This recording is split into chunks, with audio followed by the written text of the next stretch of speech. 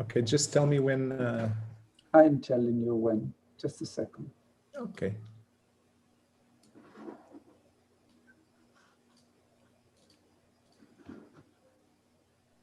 Yes, definitely.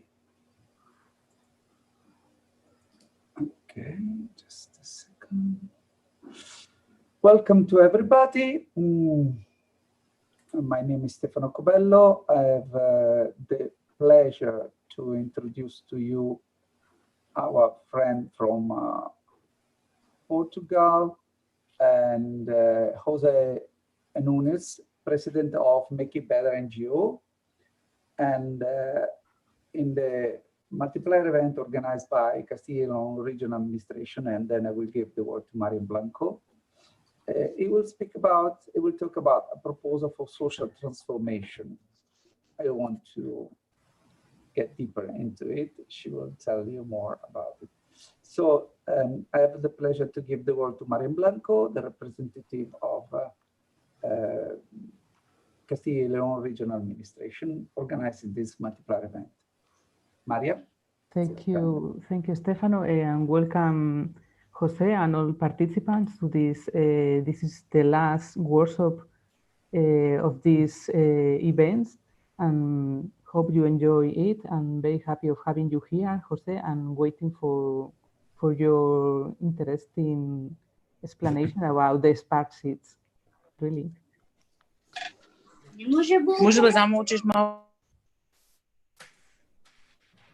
Okay, so I believe it's time to start then.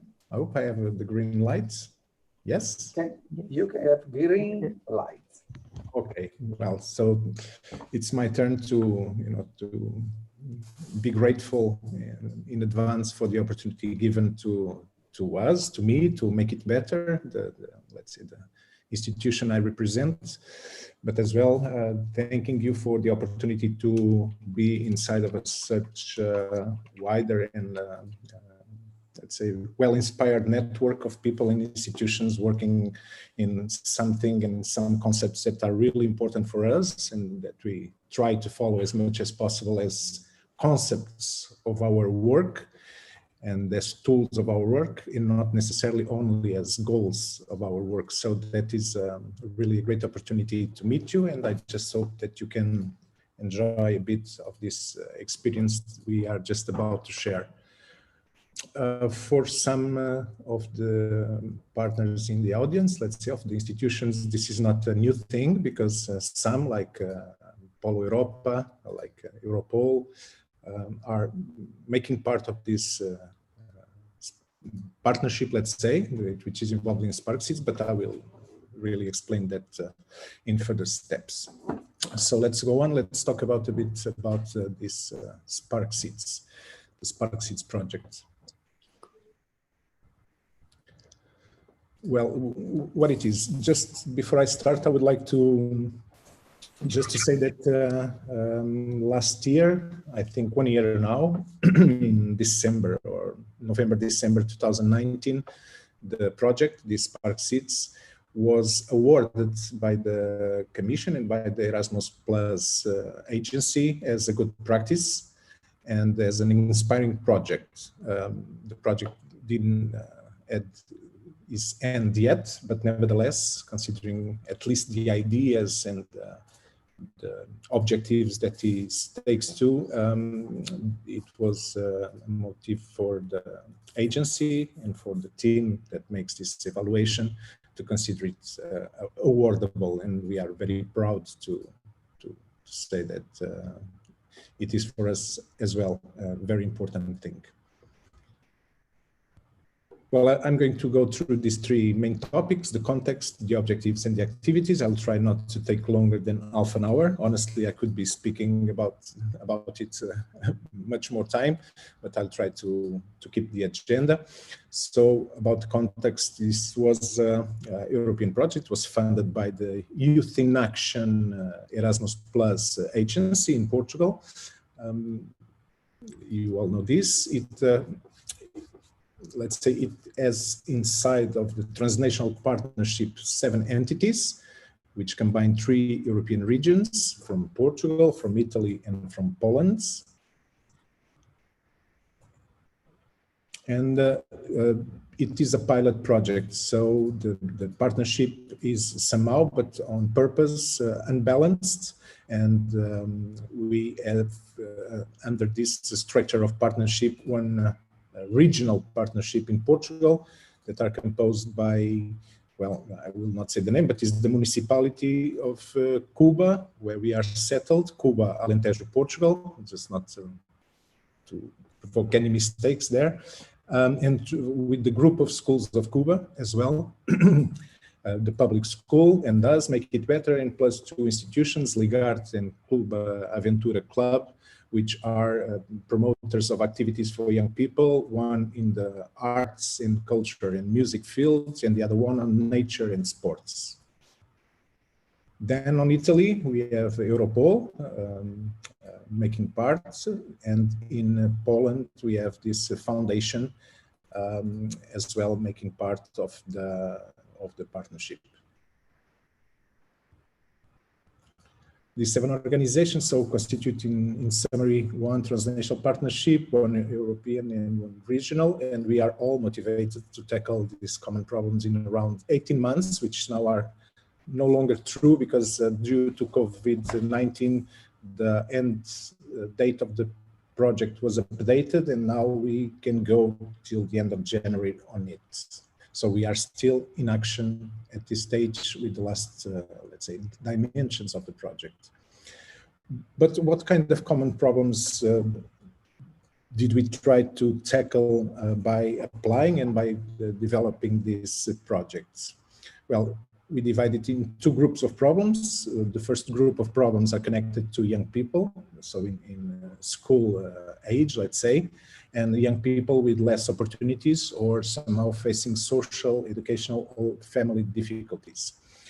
These problems, or let's say these needs or obstacles, are not only let's say, conditioned by these less opportunities or social, educational, family difficulties, but are mostly general. We can say that generally in school, we can find these issues in almost every kind of pupil. So they have low interest and motivation for learning, at least according to the formal educational approaches. I'm not talking here about non-formal activities or other kind of activities, learning, teaching activities, more modern or more, let's say, participatory, talking about the ancients with, let's say, thousands of years without changing. We're talking about the conventional method of education. Also abandon, absence, or low school attainment. The results are not as positive as it was the wish of the school, of the parents, of the politicians involved in the education, etc. Also, they show lack or low basic and soft skills, and I believe this will be transversal as well for many other countries, and lack or low initiative and participation, so they not feel empowered, and lack of free time occupation opportunities, and this is more specific for the region that we are trying to work in this subject. Cuba is a really small village. Just for you to have a notion, we have in the village like 3,500 inhabitants, which is nothing. It's like a building in Lisbon or in a big city. And all the municipality altogether, the different parishes inside, we are no more than 4,900 people at total. So considering this, the services in all the sectors that support activities inside of the municipality are as well weak or insufficient. And so there are no free time occupation opportunities for young people besides school, and that is as well a problem. And also considering the context where the youth live, they ignore or devaluate their own surroundings and community. If we ask some detail about the ancient culture or some what is the most important economical sector in the community, for instance, maybe most part of them will not be able to respond, which is not a good thing. Once they are growing, they are learning, and it is supposed somehow that growing is balanced, and that growing and those personal prospects can later be helping these small communities to be better developed. From the other hand, the problems identified in the partners, here the partners we can see as the educational institutions, are, well, they need to prioritize social inclusion, participation, engagement of young people in their communities and society, especially the most vulnerable ones. They have to prepare all pupils, all these adolescents, with quality and inclusive education and the skills they need to prosper in the 21st century. And we know that schools are still a bit biased in terms of the curricula they offer and the needs of the actual market or the trends of the actual society. So there is a gap between both. And naturally, again, renewing the education methods and contents, turn it more attractive for young people. These education methods and contents, well, according to the UNICEF report in 2018, the Agenda 2030 for Sustainable Development, the European Strategy for Youth, and the World Economic Forum, the last one, well, all say the same. They said that these education methods and contents are still too much knowledge-based, teachings from the past for pupils and youth of the future. That's like some sentence that we can use almost as a slogan to identify the problem. So what are then the objectives? Well, considering again the pilot nature of the project, considering that we're trying to develop a model for overcoming all those obstacles and problems I just said to you, we designed this general objective, which is building a community-based educational ecosystem, which aims to support the regular offer of high quality and enriching activities for young people. This by capitalizing, well, all the endogenous resources, all the things that we have around. We say the silver of the house. I don't know if you use that expression, but in human resources, cultural resources, generational and intergenerational resources, traditions, etc.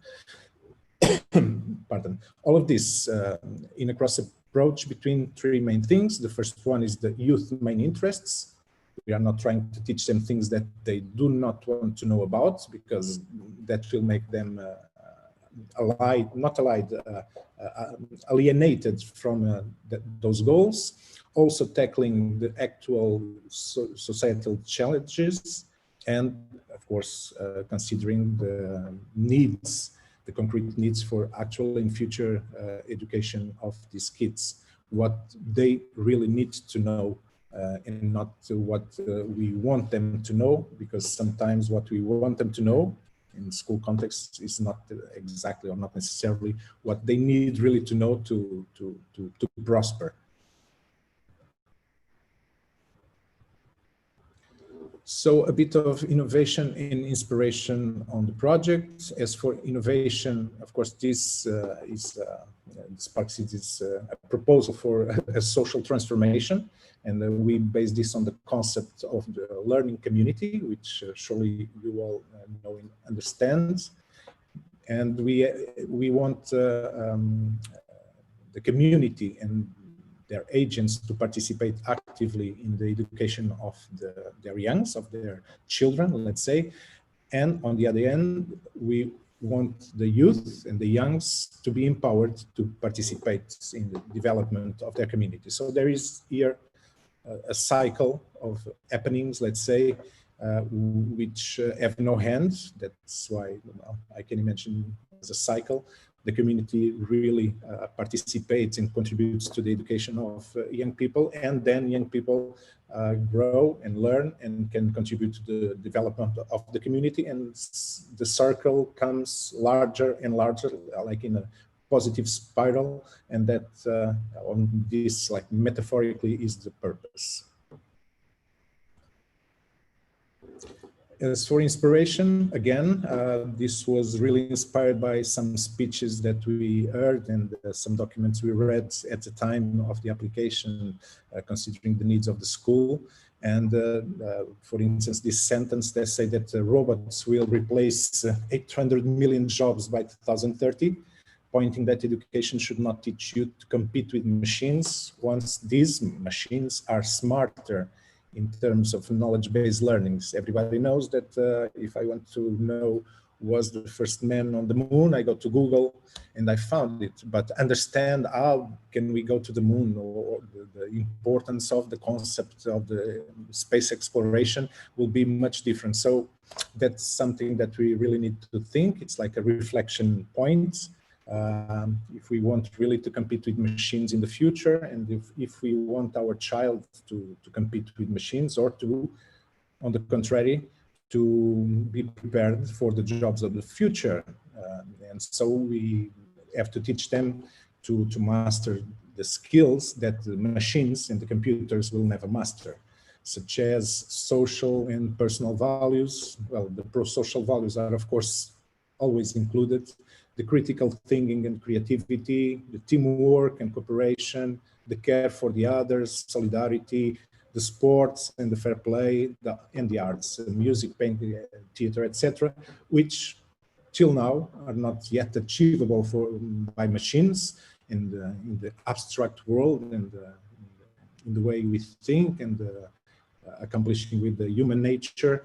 These are the things that, according to these studies and documentation, we should be focused on when thinking on the contents and methods for educating young people.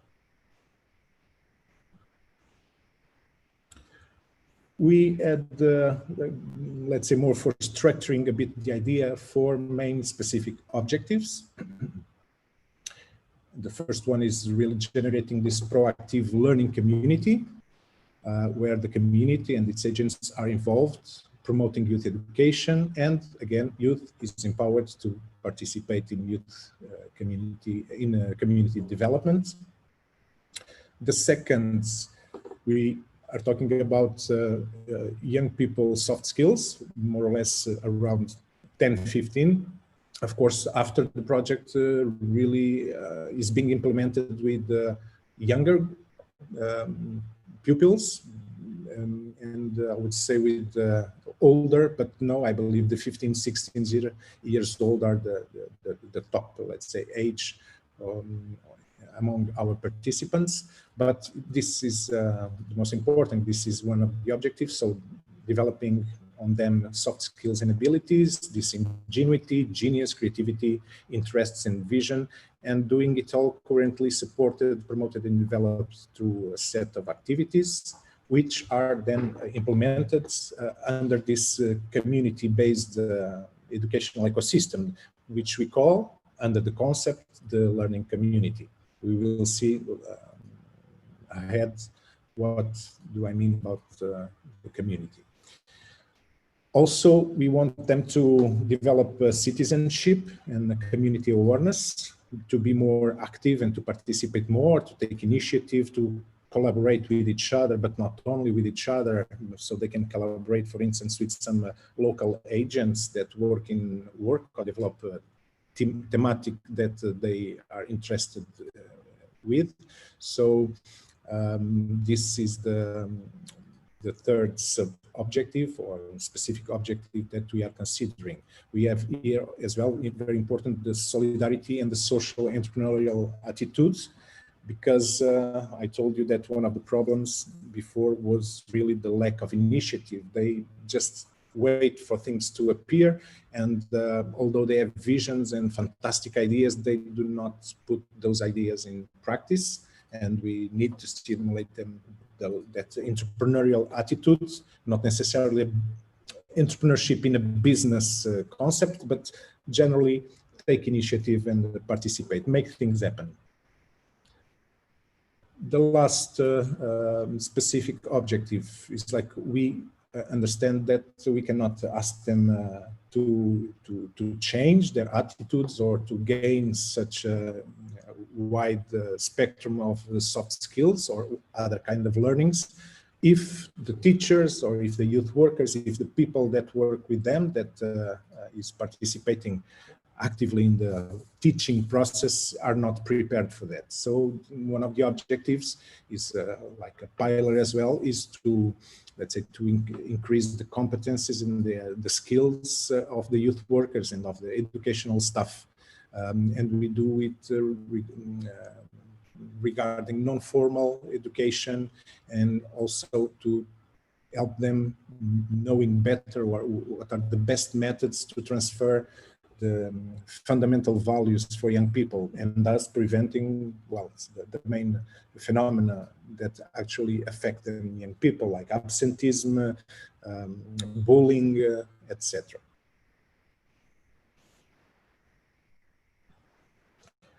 As for the activities, well, there are many different kinds of activities. We are just focusing the 5 major ones, which are aggregated to 5 major results. And the first one, which is, well, the keystone, let's say, for all the project to go on and to guarantee its sustainability, is this, what we call the Spark community. In practice, in practical terms, it's a local network established between public and private entities and civil society representatives. And this entity is what gives body, what institutionalizes the community or the learning community, okay? This starts by a cooperation agreement between not only the project partners and associated, but many other institutions settled at local level. We are in next month, exactly, there is an event, it's an annual event that is the welcoming for the teaching community or scholar community. I don't know if you have this kind of concept, probably yes, where teachers, parents, all the educational staff are welcomed by the local institutions, by the director of the school and by the municipality. And it's like a motivational event each year in the starting of the school lective periods, where they are welcome to the territory, because most of the teachers that gives classes in Cuba are not from Cuba, so it's people coming from abroad. And in that event, we will be signing this cooperation agreement. It's like a cooperation protocol, which constitutes this local network, and is well composed just by head. I don't have the list in front of me. At least for 30 organizations settled in Cuba, from the cultural area to the educational, to the environmental, to the economic sector. Everybody is in the network, and the idea is this network to provide, according to their skills, resources, abilities, whatever, additional opportunities for the kids to learn maybe something that they wish to learn. For instance, the environmental institution, which is a public one, can help them be in practice most of the tools that we have in the territory for waste management, what happens to the water that goes from my toilet, etc., etc. So they can understand that, and some are interested. So out of the school, it's like if the school walls enlarge to the limits of the municipality, all, and everything, everybody, every resource inside is educational resource, starts to be an educational resources. This is the, let's say, the principle. And this community is the responsible for developing later, when project finishes, all related outputs and activities that the project will predict. The second big objective, let's say, or the big result, we call the Spark Labs. It's like the time and space for the creation and preparation of the programs and the contents that later will be feeding the Spark Clubs. The Spark Clubs I will explain immediately after, but generally these Spark Labs are the, sorry, the forum where technicians from the project, but as well some technicians from external expertise and people from the municipality participates to help us build the contents for the activities that we are preparing for kids. So the project didn't identify on the beginning what kind of things or what kind of contents are we going to provide to kids. No, we are doing this during and inside the project by opening and giving the opportunity to these entities, other entities other than partners, to be contributing with their ideas as well with the resources. And this is the way as well we found to try to engage more people, or the more people and institutions as possible. From these works, like it's meeting work and brainstormings and let's say discussion, but from these works on the labs should result 4 plans of activity for young people. Each plan of activity of these 4 will feed one specific club that we'll see immediately after. And as well, we design a capacity building plan for the youth workers, which I'll be also describing later.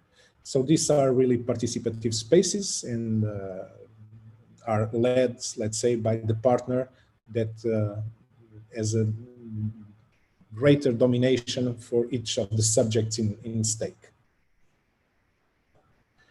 So the Sparky Workers is the capacity building program for youth workers from the community and from these agents, where all, in this case, partners from the project, but as well the associated entities could be represented by their technicians or by their youth workers, teachers, educators, etc. It's like a set of trainings. This includes 2 translational trainings and 3 job shadowing actions, which I will explain. The idea is to increase skills and capacity on the educators and on the youth workers to develop and assist regular and consistent non-formal learnings and activities for youth, and again to transfer the societal values to young people, preventing, as I said, the school absence, bullying, the non-healthy behaviors, among others. So the idea is as well to prepare these people not only to know how to teach things, but to know how to transfer, how to teach somehow, yes, these fundamental values to young people. Because, for instance, oral tradition is being lost in time. We no longer speak to each other, not even the families, because we work till late and our patience goes on and we see some TV show, we don't read a book together, we don't tell stories, so we are losing the chain of transmission of tradition is getting broken, and this is a way to somehow to glue that chain again, not necessarily through family, but through the educational agents that work daily with these pupils. Just to come back here. Oh, sorry. The training actions, well, are, as you know, training actions, they occur transnationally, like 5 days for everybody together. But the 3 job shadowing actions, just to clarify, in case you this job shadowing is not common for you, this is like short, how do you say, stages? Well, short periods that individually or in short groups, like 1, 2, or 3 people at the most, go abroad to some institution, like for 10 days, to accompany that institution working with children. So the idea is to job shadowing others, understand how others do things. So when they arrive back home, they can import the best practice ideas and the new learnings or the new ways to do things to the local context. So the idea, this is, let's say, very successful, although hardly interrupted by the COVID-19. We still have many, let's say, places to job shadowing, but I don't know if we can do it all, but the results were nice. We had the opportunity, for instance, to go to Italy, to Porto Potenza Picena, if I said the 3 P's in the correct order, sorry, with the 3 educators from Cuba. They went there and they stood for 10 days accompanying a summer camp and learning the practices that people were doing there. Also, there were this job shadowing from Poland to Italy and vice versa, I think. So this is a very nice, let's say, element from the project, which we consider as well, let's say, a nice practice with good results.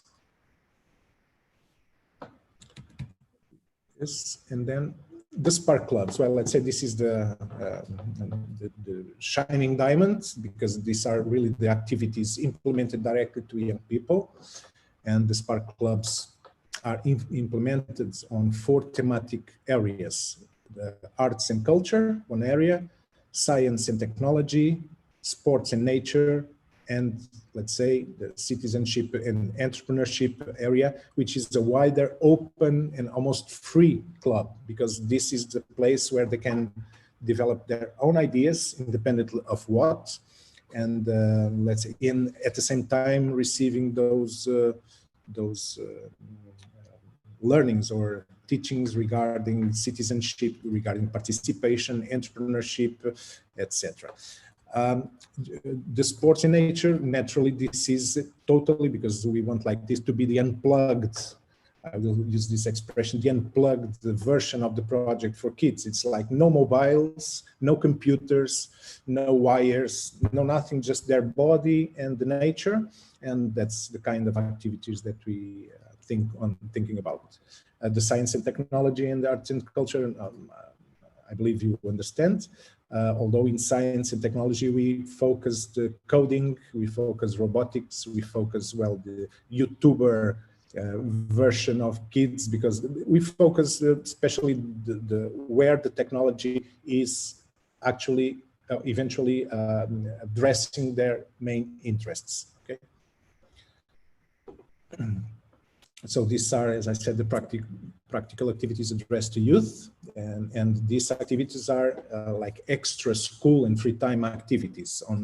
We start to think on a weekly and monthly basis, depending on the resources and the structure of the network. Remember, everything, all these activities, all these clubs are supported by that Spark community, the local community, the network of agents that we are agreeing in, cooperating by protocol, that will support these activities. So this is not the effort of one institution that goes every day promoting clubs. No, the clubs are open and they are, let's say, in the perfect idea. They are implemented and supported by the network of institutions, each doing their thing, but articulated in these 4 thematic areas that I show.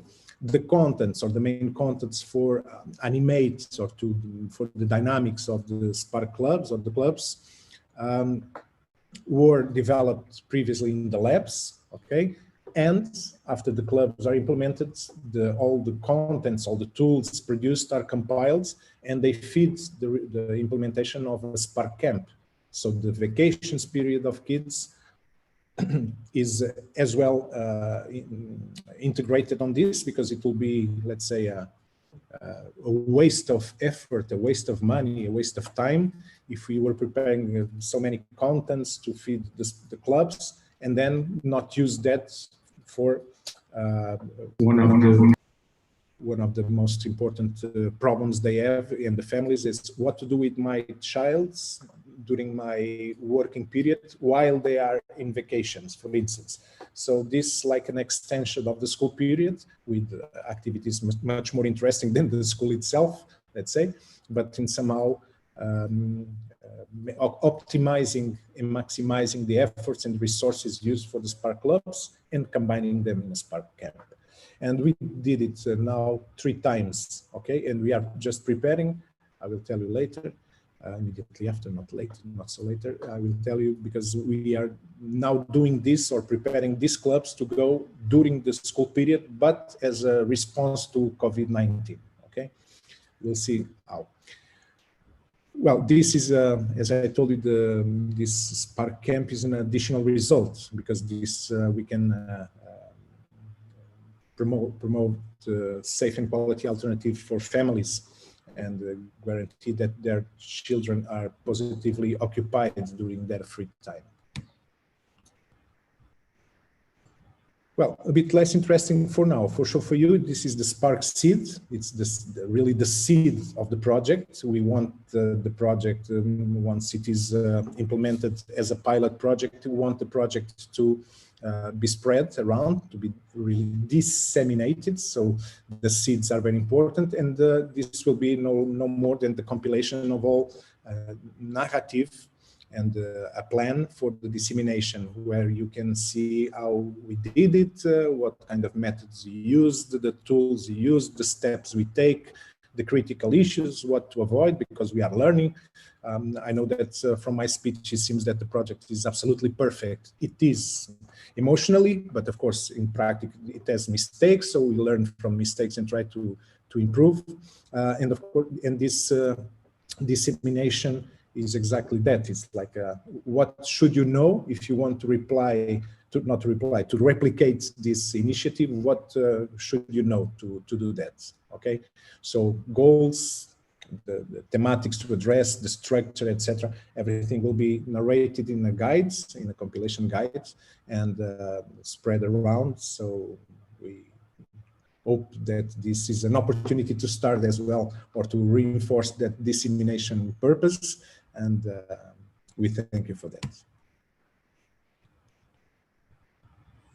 Well, very quickly, in a nutshell, we have the Spark community, the local network. We have the 4 Spark labs, where we develop and test the methods, contents, etc. The Sparky Workers program, it's the capacity building for teachers and educators. Then the clubs, the activities for youth. Then the camps, to free time, the school free time periods, and the SparkSEEDs, which has as well multiplier events around the partner countries, and the guide, or the written part of it. At this stage, we have more than 200 youngs involved in the project activities. More than half of them are with less opportunities, really less opportunities. We have at the moment 70 youth workers involved, and indirectly more 500, and we did not yet leave the school, and I'm not counting here as well with any young people that may be involved by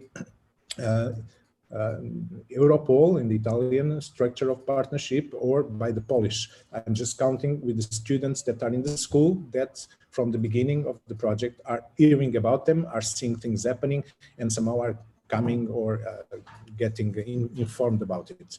And then more than 100 technicians and educators, and we have 5 new schools learning about SparkSEEDs at this time, under this dissemination goal. So this is like a final sentence, what is the mission? Well, it's like this: try to provide a simple but innovative model to enrich both the quality and the diversity of the learning by the youngsters, and to increase their awareness about the environment where they live. To know exactly where they are, understanding. I'm so sorry. This is my phone ringing. Sorry. This is the, let's say, one sentence of the mission of the project.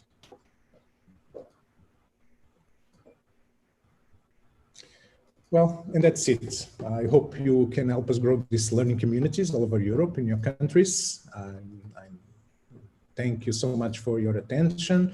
Of course, we keep in touch, but of course, I will be totally available now for any questions that you might have, or anything that I can add to my long speech. I don't know how long did I took, I don't know, but. Thank you very much, José. We are creating a Google group with all the teachers and content within pro-social values from all the European countries. So if you want to prepare some link and some material to disseminate, you can use also this network, which has already 1,500 teachers connected. Yes, also And because the initiative is really interesting, and the materials you are preparing might be useful for many teachers. So, I will send you to all of you the link to this Google group. It is a pro-social value group. And so you can spread and ask to your teacher to join it, to get information for all the activities into pro-social value. This one, SparkSEED, is very beautiful, very innovative indeed. And thank you for having us join it. It was a pleasure. And well, unfortunately, we tried to continue, but this time we were not so lucky to have the project approved, but it will be in the future, I hope. Okay. Well, thank you, Stefano. I will do that. We don't have yet ready this dissemination guide or pack. This will be really the last thing. We are dealing with heavy stuff here. I'm not making this part-time. Be sorry of me, not that. We are, for instance, now the families, because of the contingency plan for the COVID, the school created some rules. They are obliged to that. It's like a governmental regulation, and the school needs to accomplish. And that implies, for instance, that some kids that are not, for instance, living in the village, that are living somehow far in the parishes, don't have alternative of what to do after the school ends and the availability of the next school transport to home. So this period, which is more or less between 15:30 each afternoon and 17:30 afternoon, more or less 2 hours, they are unaccompanied. They don't have activities. They cannot leave the school, because if they leave the school, they cannot come in again in that day. So it's a mess. And we are using exactly the SparkSEED structure and this network of agencies to provide continuously all days of the week activities for them during those 2 hours. And those activities will be the clubs. So we are mounting the clubs in the school. We are going to have a meeting next Monday, exactly with this network of institutions to decide and make the plan of what kinds of activities inside of the clubs we are going to have with them. So in practice, this is those projects that make us proud, because we can feel the usefulness, really can say we have a tool for that. And that's how we are, well, I say struggling because it's a question of resources available for, because the tools we have, and that's why we are meeting with these all agents to do it. So I don't know if any one of you, the listeners, my wonderful audience, wants to make any questions. Please feel free.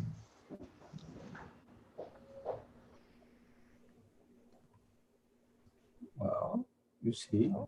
Well, I was so clear.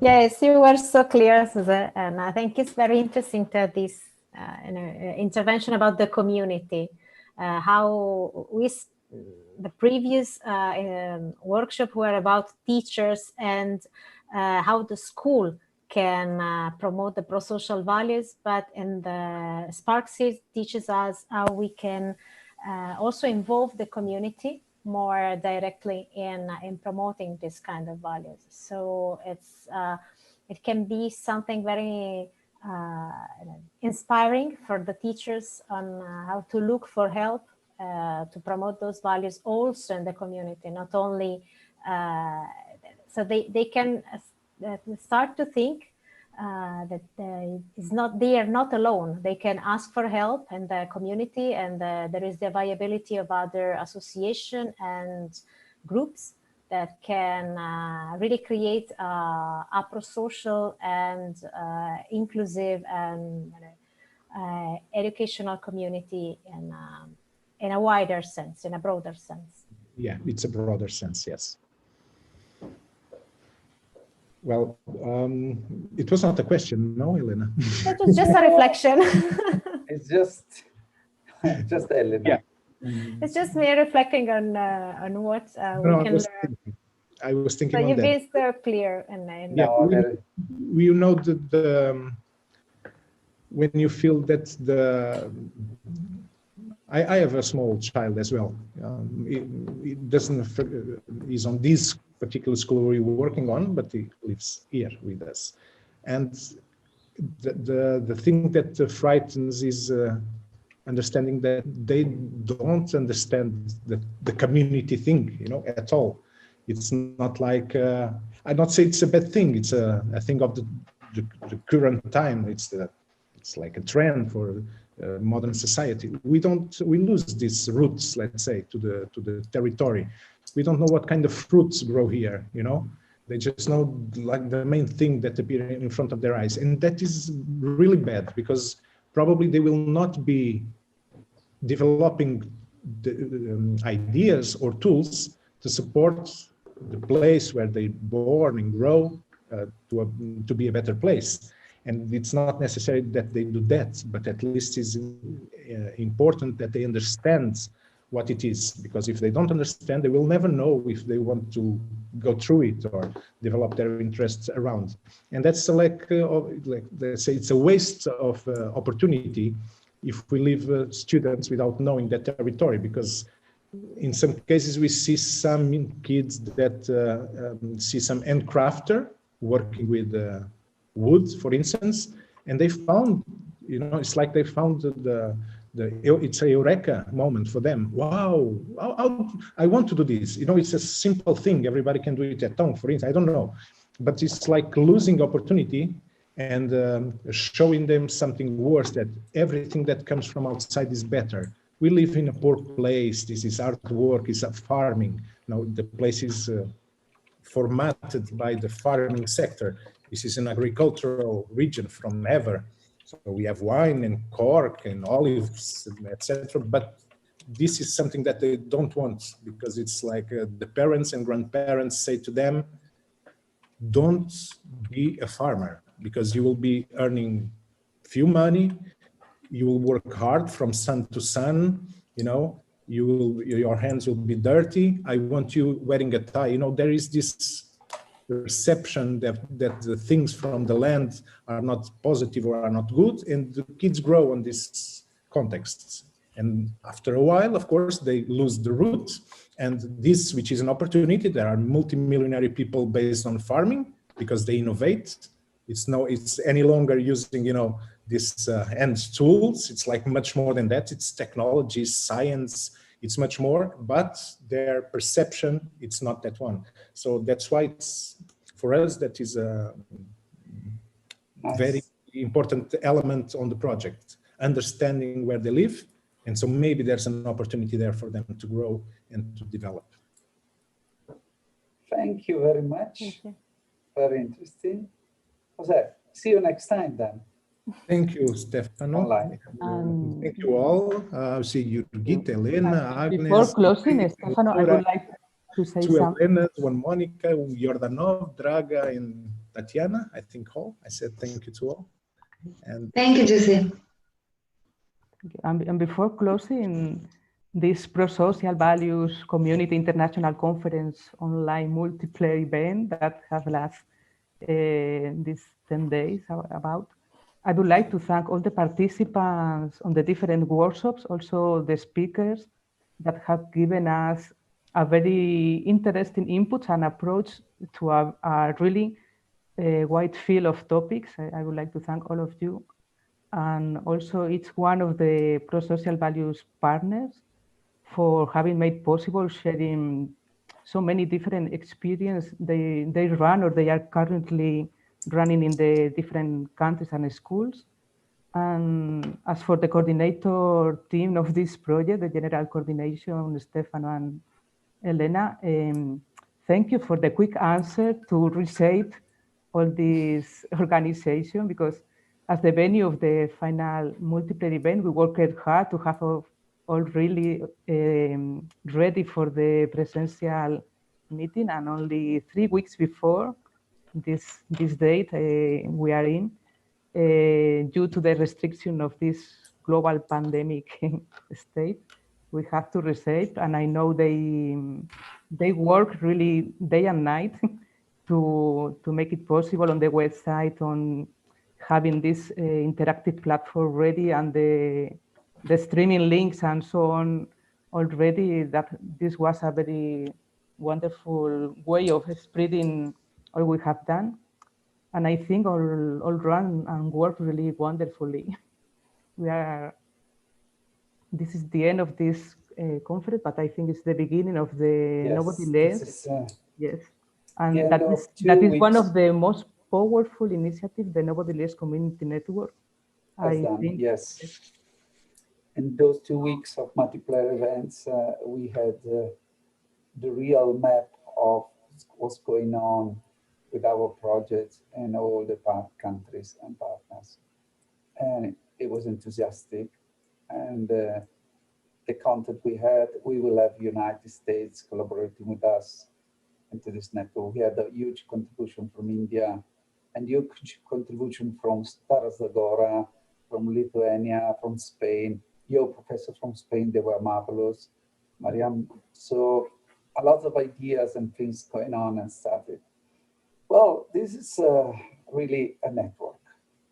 We need only to stabilize this kind of sharing to make it maybe permanently every 6 months, like a window on our world, and not considering multiplayer event. But we will discuss about it next week.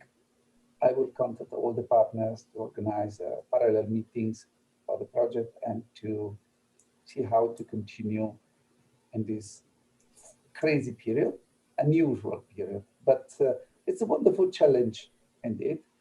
We have to deal with it and we have to take the opportunity.